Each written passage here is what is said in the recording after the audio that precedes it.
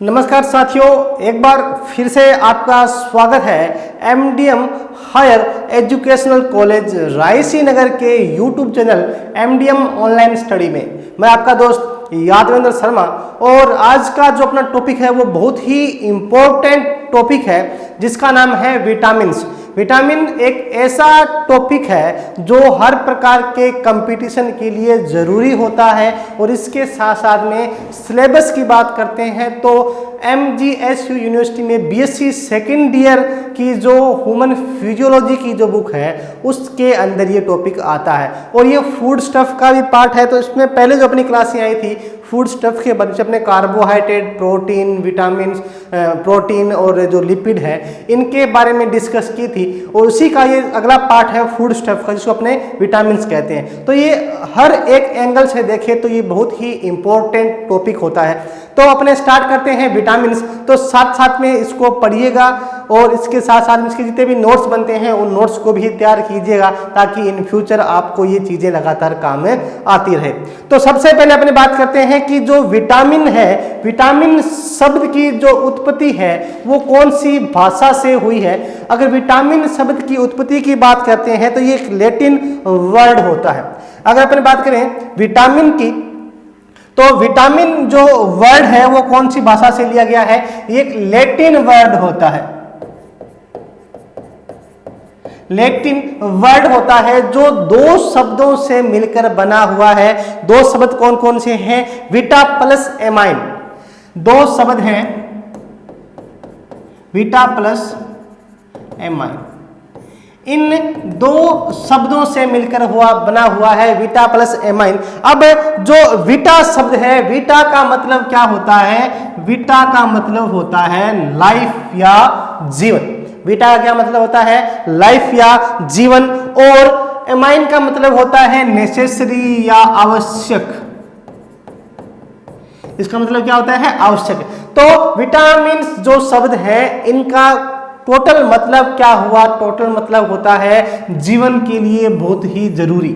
तो विटामिन ऐसे food stuff हैं या ऐसे प्रोडक्ट हैं जो जीवन के लिए बहुत ही ज़्यादा जरूरी होते हैं या बहुत ही ज़्यादा आवश्यक होते हैं। अब अपने बेसिक बात करते हैं विटामिन्स के बारे में। तो नंबर एक पॉइंट क्या कहता है विटामिन के बारे में कि ये विटामिन जो होते हैं ये बहुत ही सूक्ष्म मात्रा में एनिमल बॉडी के अंदर मेटाबॉलिज्म के लिए जरूरी होते हैं। अगर अपने बात करते हैं विटामिन्स की तो विटामिन की अब ये नहीं कि विटामिन की जो क्वांटिटी अपने को चाहिए होती है वो काफ़ी ज़्यादा मात्रा में चाहिए होती है। बिल्कुल अल्प मात्रा में, बिल्कुल बहुत ही कम मात्रा में विटामिन जो होते हैं हमारे लिए ज़रूरी होते हैं या आवश्यक होते हैं। और इनका काम क्या होता है कि ये जो मेटाबॉलिज्म की जो प्रोसेस होती है, उपापचय की जो क्रियाएं हमारे शरीर के अंदर होती है, उन उपापचय की क्रियाओं के लिए बहुत ही ज़रूरी होते हैं। उसके बाद में अब अपने जिससे पहले जितने भी फूड स्टफ पड़े हैं, भले ही वो कार्बोहाइड्रेट हो, भले ही वो प्रोटीन हो, भले ही वो लिपिड हो या फैट हो, तो उन सब में अपने बात की थी कि वो सारे के सारे क्या कर रहे थे, हमारे दैनिक क्रिया के लिए जो एनर्जी की आवश्यकता होती है, जो ऊर्जा की आवश्यकता होती है, वो ऊर्जा अपने को उन फूड स्टफ से मिल रही थी। लेकिन अगर विटामिन्स की बात करते हैं तो विटामिन्स हमारी बॉडी को किसी भी प्रकार से कोई भी एनर्जी प्रोवाइड नहीं करते हैं, लेकिन ये जो मेटाबॉलिक जो प्रोसेस होती है उनके लिए बहुत ही इंपॉर्टेंट होते हैं। तो नोट में अपने को क्या बात ध्यान में रखनी है कि जो विटामिन्स होते हैं बॉडी में ऊर्जा प्रदान नहीं करते हैं। विटामिन्स क्या है, हमारी बॉडी में एनर्जी प्रोवाइड करने का काम नहीं करते हैं। ये जो मेटाबॉलिक जो प्रोसेस होती है उनके लिए जरूरी होते हैं। इसके अलावा जो ट्रांसपोर्ट जो होता है हमारी सेल्स के अंदर, एक सेल से दूसरी सेल के अंदर चीज़ों का जो आदान प्रदान है उनके लिए बहुत ही ज़्यादा जरूरी होते हैं।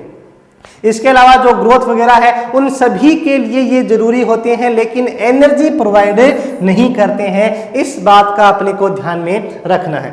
उसके बाद में नेक्स्ट क्या कहता है कि ये अन्य पदार्थों के सिंथेसिस तथा उनका सही उपयोग का नियंत्रण करते हैं। जैसे इसने कहा था कि क्या है, ये एनर्जी प्रोवाइड नहीं करते, अब एनर्जी नहीं देते हैं तो ये क्या काम करते हैं, तो ये कहता है कि इनका काम क्या होता है कि जो अदर पदार्थ, जैसे अपने बात की थी कार्बोहाइड्रेट की बात की थी, प्रोटीन की बात की थी, फैट की बात की थी, ये जो सारी चीजें होती हैं, ये जो अदर जो प्रोडक्ट होते हैं, उनका क्या करवाना, सिंथेसिस करवाना, उनका संश्लेषण करवाना तथा उनका सही उपयोग का नियंत्रण जो होता है, उसका जो कंट्रोल है, उसका बैलेंस बनाने का जो काम होता है, वो हमारी बॉडी में किसके द्वारा होता है, वो विटामिन के द्वारा होता है। इसके बाद में अतः इनकी कमी से मेटाबॉलिक एरर आ जाते हैं। जैसे इसने कहा था कि मेटाबॉलिज्म के लिए जरूरी होते हैं अदर जो प्रोडक्ट है, उनका सिंथेसिस मतलब क्या हो गया कि मेटाबॉलिज्म हो गया। अगर विटामिन की कमी हो जाएगी तो क्या होगा कि मेटाबॉलिक एरर आ जाएंगे। मेटाबॉलिज्म से संबंधित या उपापचय से संबंधित जो त्रुटियां होती हैं, वो त्रुटियां आ जाती है, जिससे हमारी बॉडी ग्रोथ नहीं कर पाती है या अपने सर्वाइव नहीं कर पाते हैं, और कई सारे जो रोग होते हैं वो देखने को मिल जाते हैं तथा शरीर में कई प्रकार के रोग उत्पन्न हो जाते हैं। जैसे क्या कह रहा है कि अगर मेटाबॉलिक एरर आ जाएगा तो हमारी बॉडी में क्या है, कई प्रकार के जो रोग होते हैं वो रोग उत्पन्न हो जाते हैं। कब? अगर विटामिन्स की क्या हो जाएगी, कमी हो जाएगी, विटामिन्स क्या होंगे, कम होंगे हमारे फूड में। अगर वो नहीं होंगे, अगर फूड का पार्ट नहीं होंगे, तो इस प्रकार की चीजें देखने को मिल जाती है। उसके बाद नेक्स्ट क्या कहता है, ये भी नोट लगाकर अपने को ध्यान में रखना है। नेक्स्ट क्या कहता है कि इस कारण इन्हें क्या है, वर्धी, इस कारण वर्धी तत्व या ग्रोथ फैक्टर कहते हैं। विटामिन की कमी से होने वाले रोगों को अपूर्णता रोग या डिफिशियंसी डिजीज कहते हैं। प्रश्न आ सकता है कि विटामिन की कमी से होने वाला रोग क्या है, या विटामिन की कमी से होने वाले रोगों को कहते हैं, तो क्या कहेंगे, अपूर्णता रोग या डिफिशियंसी डिजीज अपने कहते हैं। और अब अपने बात की थी कि जो मेटाबॉलिक जो प्रोसेस होती है, उन मेटाबॉलिक प्रोसेस को कंट्रोल करने का काम करते हैं और हमारी बॉडी की ग्रोथ में भी इंपॉर्टेंट रोल प्ले करते हैं। तो इस कारण इनको क्या बोलते हैं, ग्रोथ फैक्टर भी कहा जाता है, वर्धी तत्व भी कहा जाता है। और विटामिन की कमी से होने वाले रोग जो होते हैं उनको डिफिशियंसी डिजीज कहते हैं या अपूर्णता रोग उनको कहा जाता है। इसके बाद में नेक्स्ट ये भी बहुत ही इंपॉर्टेंट लाइन है, ये क्या कहती है कि फूड स्टफ में विटामिन्स की अनुपस्थिति को क्या बोलते हैं, एविटामिनोसिस कहते हैं। क्या बोलते हैं, एविटामिनोसिस। एविटामिनोसिस कब किसे कहते हैं कि जब आप जो फूड ले रहे हो, आप जो खाना खा रहे हो, अगर उस खाने के अंदर, उस भोजन के अंदर, उस फूड स्टफ के अंदर विटामिन की कमी है, तो उसको क्या कहा जाएगा, उसको अपने बोलते हैं एविटामिनोसिस, उसको अपने कह सकते हैं या इसको एविटामिनोसिस से कहा जाता है। उसके बाद में नेक्स्ट आता है टॉपिक, ये भी बहुत इंपॉर्टेंट टॉपिक है। अगर इसकी बात करते हैं, क्या है, हिस्ट्री ऑफ विटामिन्स, यानी कि विटामिन्स का इतिहास क्या है। जैसे भी अपने बात की थी कि विटामिन जो शब्द है वो कौन सी भाषा से, लैटिन भाषा से बना हुआ है, जिसका मतलब होता है विटा यानी कि लाइफ, और एमाइन मतलब आवश्यक, यानी कि जीवन के लिए बहुत ही आवश्यक तत्व जो होते हैं उनको अपने क्या बोल सकते हैं, विटामिन कहते हैं। तो अब अपने बात करते हैं हिस्ट्री की, यानी कि इसकी खोज किसने की थी, किसने इसके बारे में बताया था, कहाँ से इसके बारे में पता चला था। तो इन चीज़ों को स्टार्ट करते हैं। ये जो चीज़ें हैं यानी कि हिस्ट्री ऑफ विटामिन की बात करते हैं, तो ये सिलेबस के साथ साथ में अगर अपनी बात करते हैं कंपटीशन की, तो उसमें ये बहुत ही ज़्यादा इम्पोर्टेंट है। काफ़ी बार इसके अंदर से पूछा जाता है कंपटीशन में, यानी कि विटामिन जो होते हैं इसकी खोज किसने की थी, कब की थी, क्या हुआ था, ये सारी बातें हैं। तो इसके बारे में अपने डिस्कस करते हैं। तो सबसे पहली जो बात है इसमें क्या कहता है कि 1881 में एन ल्यूलिन ने विटामिन की खोज की तथा बताया कि जो हेल्थी बॉडी के लिए फूड में अन्य पदार्थों के अलावा कुछ अज्ञात जो पदार्थ होते हैं उनकी आवश्यकता होती है। एक वैज्ञानिक नाम है एन ल्यूलिन।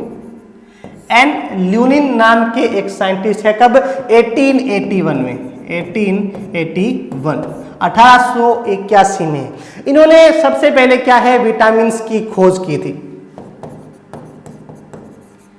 विटामिन की खोज की थी।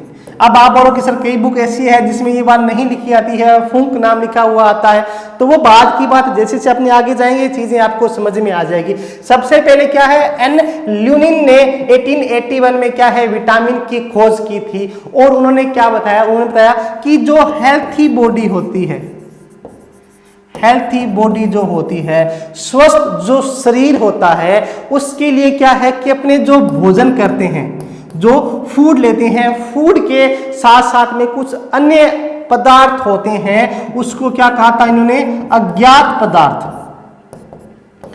जब तक क्या है इसके बारे में पता नहीं लगा था कि ये क्या चीज है, तो एन ल्यूनिन ने क्या कहा था कि जो हमारी बॉडी होती है या हेल्थी जो बॉडी है, उसके लिए क्या है भोजन के साथ साथ में कुछ अन्य पदार्थों की भी आवश्यकता होती है या अन्य अज्ञात चीजों की भी आवश्यकता होती है या अज्ञात पदार्थों की आवश्यकता होती है। और उन अज्ञात पदार्थों को बाद में क्या कहा गया था, विटामिन कहा गया था। बाद में इसको क्या कहा गया था, विटामिन कहा गया था। ठीक है, तो सबसे पहले एन ल्यूनिन ने 1881 में क्या कहा था, यानी कि विटामिन की खोज की थी और ये कहा था कि हमारी जो बॉडी होती है या हेल्थी बॉडी के लिए फूड के साथ में आप जो भोजन करते हो, इसके साथ साथ में कुछ अन्य पदार्थ यानी कि अज्ञात पदार्थ हो। अब अज्ञात शब्द है, इसको अपने ध्यान में रखना है, अज्ञात पदार्थों की भी आवश्यकता होती है, जिसको बाद में क्या कहा गया था, जिसको बाद में क्या कहा गया था, बाद में विटामिन इनको नाम दिया गया था। तो सबसे पहले अगर बात आती है हिस्ट्री, तो किसका नाम आता है, एन ल्यूनिन का नाम आता है और इसमें एक शब्द अपने को जोड़ना है, यहां पर क्या, अज्ञात, अज्ञात शब्द अपने को जोड़ना है। ठीक है, तो सबसे पहले एन ल्यूनिन ने 1881 में विटामिन की खोज की थी और क्या कहा था कि जो फूड होता है, भोजन होता है, उसके अलावा हमारी बॉडी को अज्ञात पदार्थों की भी आवश्यकता होती है। उसके बाद में आगे बढ़ते हैं, नेक्स्ट इसमें क्या आता है, नेक्स्ट आता है 1897 में इज़्कमान नाम का एक वैज्ञानिक था। 1897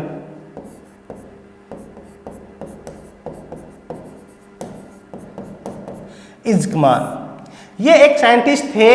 इन्होंने क्या है, जो ल्यूनिन ने जो बात बताई थी, इज़्कमान ने ल्यूनिन की खोज का क्या किया था, समर्थन किया था। किसने, इज़्कमान ने जो ल्यूनिन था उसकी खोज का समर्थन किया था, पता लगाया। क्या पता लगाया, इन्होंने बात बताई कि जो बेरी बेरी रोग होता है, बेरी बेरी रोग आहार में अधिक पॉलिश किए गए चावलों से होता है। इज़्कमान ने क्या कहा था कि जो बेरी बेरी रोग है, बेरी बेरी रोग आहार में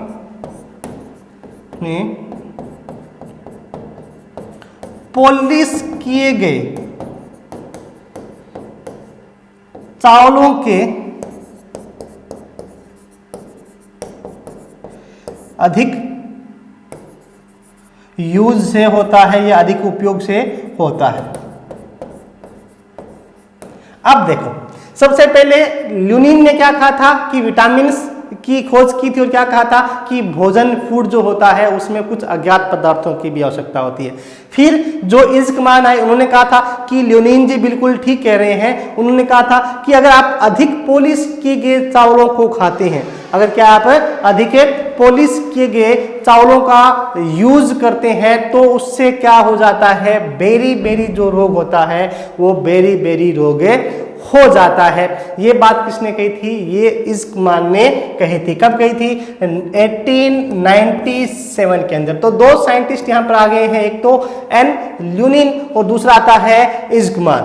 ओके, उसके बाद में नेक्स्ट अगर अपने बात करते हैं, नेक्स्ट क्या है कि इज़्कमान के अलावा एक और वैज्ञानिक थे, आधार पर क्या है, हॉपकिंस और फंक। हॉपकिंस एंड फंक, ये दो साइंटिस्ट थे। अभी अगर अपने बात करते हैं नॉर्मल जो बुक होती है उसके अंदर विटामिन की खोज की बात आती है तो फुंक नाम लिखा हुआ मिलता है, तो वो अभी क्यों आएगा वो भी आपको अपने बात कर लेंगे। तो किसके आधार पर जो इज़्क़मान ने 1897 में क्या कहा था कि पॉलिश किए गए चावलों के अधिक सेवन से क्या रोग हो जाता है, बेरी रोग होता है। उसी प्रकार क्या है इज़्क़मान के अकॉर्डिंग या इसके आधार पर हॉपकिंस एंड फंक ने कब 1912 के अंदर क्या कहा था कि विटामिन थ्योरी प्रेजेंट की थी, विटामिन थ्योरी प्रेजेंट की थी। अगर बात आती है कि विटामिन थ्योरी किसने दी थी तो हॉपकिंस और फंक नाम के दो साइंटिस्ट थे। कब दी थी? 1912 के अंदर क्या किया था, विटामिन थ्योरी दी थी और यह बताया कि प्रत्येक डिजीज आहार में किसी न किसी विटामिन की कमी के कारण होता है। इन्होंने क्या बात कही थी? इन्होंने यह बात कही थी कि प्रत्येक रोग जो होता है, प्रत्येक रोग आहार में यानी कि जो फूड होता है आहार में किसी न किसी विटामिन की कमी के कारण होता है, कमी के कारण होता है। ओके, अब क्या कहता है हॉपकिंस और फंक ने क्या की थी? हॉपकिंस और फंक ने क्या किया था? विटामिन थ्योरी प्रेजेंट की थी। कब की थी? 1912 के अंदर। और क्या कहा था उन्होंने? ये बात कही थी कि प्रत्येक जो रोग होता है, प्रत्येक रोग किसकी वजह से होता है? उन्होंने कहा था कि प्रत्येक जो रोग है वो किसी न किसी विटामिन की अगर फूड में कमी होती है तो उस कमी के कारण क्या है, इस प्रकार के रोग जो होते हैं वो हो जाते हैं। अब नेक्स्ट अगर अपन बात करते हैं कि यहाँ पे भी तीन बातें की है। एक तो ल्यूनिन खोज का इसको सबसे पहले श्रेय दिया जाता है, उसके बाद में इज़्क़मान की बात करते हैं तो इसने समर्थन किया था और जो बेरी रोग है उसका होने का कारण बताया था। उसके बाद विटामिन थ्योरी की बात करते हैं तो दो नाम आते हैं, हॉपकिंस और फंक, ये दो वैज्ञानिक है। अगर अपने बात करते हैं उसके बाद में नेक्स्ट अगर अपने बात करें नेक्स्ट, अब ये क्या कहता है इसके बारे में नोट में आपको ध्यान रखना है कि विटामिन की खोज का जो श्रेय होता है वो फंक को 1912 में दिया जाता है।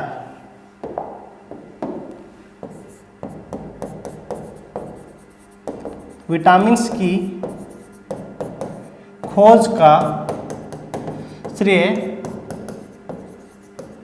फंक को 1912 में दिया जाता है।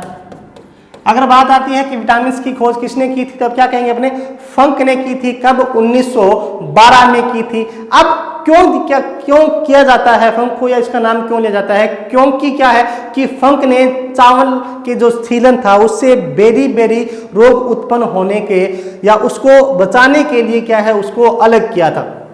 तो फंक ने क्या किया था कि जो चावल के जो छीलन थे उससे क्या रोग होता था? बेरी रोग, है ना। जिसने क्या कहा, इज़्क़मान ने क्या बात कही थी कि अगर पॉलिश किए गए चावलों को आप अधिक आहार में लेते हो तो आपको क्या हो जाता है? बेरी रोग हो जाता है। तो जो फंक ने क्या किया था कि ये जो पॉलिश किए गए चावल थे इन छिलनों को क्या किया था? अलग किया था और बेरी जो रोग है उसको होने से बचाया था। तो इसलिए क्या है कि फंक को विटामिन की खोज का श्रेय दिया जाता है। और अगर बुक की बात करते हैं तो वहां पर अपने बात की थी ल्यूनिन, तो ल्यूनिन को क्यों नहीं दिया जाता? क्योंकि उसने क्या है ऐसी बात नहीं की थी, उसने यही बात की थी कि कुछ अज्ञात पदार्थ हैं। उन्होंने क्या कहा था कि भोजन के अलावा भी क्या है कुछ अज्ञात चीजें होती हैं जो क्या है बहुत जरूरी होती है। और बाद में क्या है उन अज्ञात चीजों का कहा था कि जो विटामिन की बाद में खोज हुई थी, विटामिन को अलग किया गया था, तब ये बात क्लियर हुई थी कि हाँ जो ल्यूनिन कह रहे थे वो बात बिल्कुल सही थी। ओके, उसके बाद में आगे अगर अपने बढ़ते हैं नेक्स्ट अपने बात करते हैं इसके अंदर हिस्ट्री के अंदर नेक्स्ट क्या है इसके अंदर कि जो एनिमल में मोस्टली विटामिन जो होते हैं वो फूड के रूप में ही लिए जाते हैं या भोजन के रूप में ही लिए जाते हैं। क्यों? क्योंकि जो ह्यूमन बॉडी है या अगर अपने एनिमल की बात करते हैं तो उनके अंदर जो विटामिन होते हैं उनका सिंथेसिस नहीं किया जा सकता है। तो अपने कह सकते हैं कि जो एनिमल होते हैं, एनिमल में मोस्टली विटामिन जो होते हैं, मोस्टली विटामिन्स को फूड के द्वारा ही ग्रहण किया जाता है या फूड के द्वारा ही लिया जाता है। ठीक है, अब ऐसा क्यों है? क्योंकि जो एनिमल जो होते हैं, क्योंकि एनिमल में विटामिन्स का सिंथेसिस नहीं होता है। अगर विटामिन के सिंथेसिस की बात करते हैं तो जो प्लांट होते हैं, प्लांट में क्या है, विटामिन्स का सिंथेसिस होता है, या अपने कह सकते हैं कि विटामिन्स का क्या होता है, निर्माण होता है। और प्लांट को भी उन्हीं विटामिन्स की आवश्यकता होती है जिन विटामिन्स की आवश्यकता हमें होती है। तो अपने को पता है कि अपने फूड के रूप में क्या करते हैं, प्लांट का कोई ना कोई जो प्रोडक्ट होता है उसी को क्या करते हैं, फूड के रूप में अपने लेते हैं। तो जैसे भी कह रहे हैं कि जो विटामिन्स होते हैं उनका सिंथेसिस क्या होता है, प्लांट के अंदर, उनको अपने क्या है, फूड के रूप में लेते हैं। और सबसे इंटरेस्टिंग बात यह है कि जो विटामिन्स होते हैं उनको पर डे के हिसाब से अपने को लेना होता है, यानी कि ये नहीं है कि आज से 10 दिन पहले या महीने पहले अपने विटामिन लिया था तो अभी लेने की जरूरत नहीं है। ऐसा क्यों है? ऐसा इसलिए होता है क्योंकि हमारी बॉडी में क्या है, विटामिन का स्टोर नहीं होता है। हमारी बॉडी में जो विटामिन होते हैं उनको स्टोर नहीं किया जाता है, उनको क्या है, यूरिन के साथ में एक्सक्रीट कर दिया जाता है, उनको उत्सर्जित किया जाता है। इसलिए क्या है कि पर डे के हिसाब से अपने को क्या है, विटामिन जो होते हैं उन विटामिन्स की आवश्यकता होती है। उन विटामिन्स को क्या है, लगातार फूड के द्वारा अपने को क्या है, ग्रहण करना होता है। ओके, उसके बाद में नेक्स्ट अगर अपने बात करते हैं विटामिन्स की, तो अब अपने कहते हैं कि जो एनिमल जो होते हैं, जीव जो होते हैं, जीवों में लगभग क्या है, 20 टाइप के जो विटामिन्स होते हैं वो प्रेजेंट रहते हैं। अगर अपने बात करते हैं जीवों की, एनिमल्स की बात करते हैं तो उनके अंदर क्या है, लगभग 20 टाइप के जो विटामिन्स होते हैं वो विटामिन्स प्रेजेंट होते हैं। और ये जो 20 टाइप के विटामिन हैं उनको क्या है, 2 प्रमुख कैटेगरी में डिवाइड किया जाता है। इन विटामिन को कितनी कैटेगरी में, 2 कैटेगरी में डिवाइड किया गया है। अब डिवाइडेशन का जो बेस है वो क्या होता है, डिवाइडेशन के बेस की बात करते हैं तो उसमें होता है नंबर 1 जो है सोल्यूबल इन वाटर, यानी ऐसे विटामिन जो जल के अंदर घुलनशील होते हैं उनको अलग कैटेगरी में रखा गया है। और नंबर 2 होता है सोल्यूबल इन फैट या फैट सोल्यूबल विटामिन, यानी कि ऐसे विटामिन जो वसा के अंदर घुलनशील होते हैं उनको अलग कैटेगरी में रखा जाता है। तो जो 20 टाइप के विटामिन की अपने बात की थी, अब नेक्स्ट जो अपना लेक्चर होगा या जो अगली जो क्लास होगी उसके अंदर अपने क्या है कि वाटर सोल्यूबल जो विटामिन होते हैं वो कौन कौन से होते हैं, कहाँ पर प्रेजेंट रहते हैं, किस फूड में प्रेजेंट रहते हैं और क्या उनका फंक्शन होता है, हमारी बॉडी के लिए क्यों जरूरी होते हैं, उनकी कमी से किस प्रकार का रोग होता है, उसके बारे में अपने आगे चलकर इसका डिस्कस करेंगे। अभी को अपने को ये ध्यान रखना है अभी तक तो कि जो विटामिन होते हैं उनको कितनी कैटेगरी में, 2 कैटेगरी में या 2 पार्ट में अपने डिवाइड कर सकते हैं। डिवाइडेशन का बेस क्या है, डिवाइडेशन का बेस है कि एक तो सोल्यूबल इन वाटर और दूसरा क्या होता है, फैट सोल्यूबल विटामिन। तो ये 2 कैटेगरी है। अब नेक्स्ट जो क्लास अपनी होगी वो कौन सी होती है, वो होगी अपने जो वाटर सोल्यूबल विटामिन होते हैं उनके बारे में डिस्कस करेंगे। तब तक के लिए बहुत बहुत धन्यवाद। जय हिंद, जय भारत।